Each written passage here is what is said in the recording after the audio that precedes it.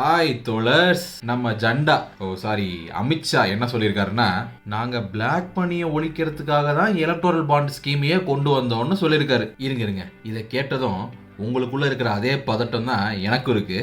நம்ம கெட்ட வார்த்தையெல்லாம் பேச முடியாது, அதனால ஃபேக்சுவலாக கவுண்டர் பண்ணுவோம். இந்த எலக்டோரல் பாண்ட் ஸ்கீம் வரத்துக்கு முன்னாடி இருந்த ரூல்ஸ் அண்ட் ரெகுலேஷன்ஸ் என்னங்கிறத இப்போ பார்ப்போம். ஒரு லாஸ் மேக்கிங் கம்பெனி எந்த பொலிட்டிக்கல் பார்ட்டிக்கும் டொனேஷன் கொடுக்க முடியாது. கடந்த 3 வருஷத்துல ப்ராஃபிட் மேக்கிங் கம்பெனிஸ் மட்டும்தான், அதுவும் 7.5% ஆஃப் தேர் ப்ராஃபிட், அந்த அளவுக்கு மட்டும்தான் பொலிட்டிக்கல் பார்ட்டிஸ்க்கு டொனேஷன் கொடுக்க முடியும். ஷெல் கம்பெனிஸ் பொலிட்டிக்கல் டொனேஷன்ஸ் பண்ண முடியாது.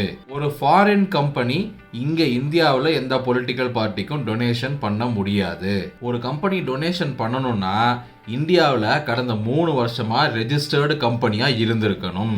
ஒரு கம்பெனி 20,000 ரூபாய்க்கு மேல, நல்லா கவனிங்க, 20,000 ரூபாய்க்கு மேல ஒரு பொலிட்டிக்கல் பார்ட்டிக்கு டொனேஷன் பண்ணுச்சுன்னா அந்த கம்பெனி ஐடி ஃபைல் பண்ணும்போது இந்த 20,000த்துக்கு மேலே நான் டொனேஷன் பண்ணியிருக்கேங்கிறத காமிச்சு அதுக்கான எக்ஸப்ஷனை வாங்கணும். அதே சமயம் அந்த பொலிட்டிக்கல் பார்ட்டியும் எலெக்ஷன் கமிஷனில் இதை பற்றின டீட்டெயில்ஸை கொடுக்கணும். இப்படி இந்த அத்தனை சட்டத்திட்டங்களையும் அப்படியே ஸ்குவாஷ் பண்ணிட்டு எலக்டோரல் பாண்டுன்னு ஒரு ஸ்கீமை இந்த பிஜேபி அரசு கொண்டு வந்துச்சு. இதன்படி எந்த கம்பெனி யாருக்கு வேணாலும் எவ்வளவு வேணாலும் இந்தியாவில் இயங்கணும்னு அவசியம் இல்லை. லாஸ் மேக்கிங் கம்பெனியாக இருந்தாலும் பரவாயில்ல, இப்படி இஷ்டத்துக்கு டொனேஷன் பண்ணலான்னு திறந்து விட்டாங்க. முன்னாடி இருந்த அத்தனை செக்ஸ் அண்ட் பேலன்ஸையும் தூக்கி விட்டுட்டு ஓப்பனாக எல்லாத்தையும் திறந்து விட்டுட்டு இது பிளாக் மணியை ஒழிக்குமா?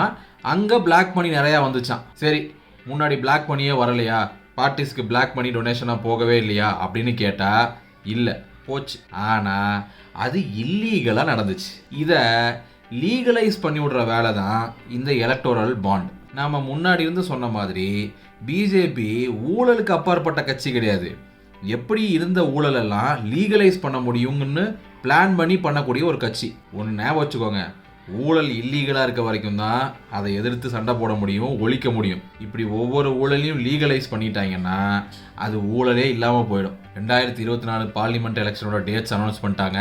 இந்த தேர்தல் யார் ஜெயிக்கிறாங்க, எனக்கு பிடிச்ச கட்சி ஆட்சிக்கு வருதா, இல்லை இந்த கட்சியில் எனக்கு பிரச்சனை இருக்குது, இதெல்லாம் ஒதுக்கி வச்சுட்டு யார் ஜெயிக்கக்கூடாது அப்படிங்கிறத தெளிவாக டிசைட் பண்ணக்கூடிய ஒரு தேர்தல். இந்த எலெக்ஷனில் எனக்கு டிஎம்கே பிடிக்காது, காங்கிரஸ் பிடிக்காது, விசிகே பிடிக்காது, லெஃப்ட் பிடிக்காதுன்னு சொல்லிட்டு அவங்களுக்கு ஓட்டு போட மாட்டேன், அதே சமயம் பிஜேபிக்கு ஓட்டு போடாமல் நான் வேற யாருக்காச்சும் ஓட்டு போடுறேன் அப்படின்னு முட்டாள்தனமாக முடிவெடுக்காமல் நீங்கள் வேற எந்த கட்சிக்கு ஓட்டு போட்டாலும், அதாவது இந்தியா அலையன்ஸை தவிர வேற எந்த கட்சிக்கு ஓட்டு போட்டாலும் அது பிஜேபியை ஜெயிக்க வைக்கிற வேலை மட்டும்தாங்கிறத புரிஞ்சுக்கிட்டு ஓட் ஃபார் இந்தியா அலையன்ஸ்.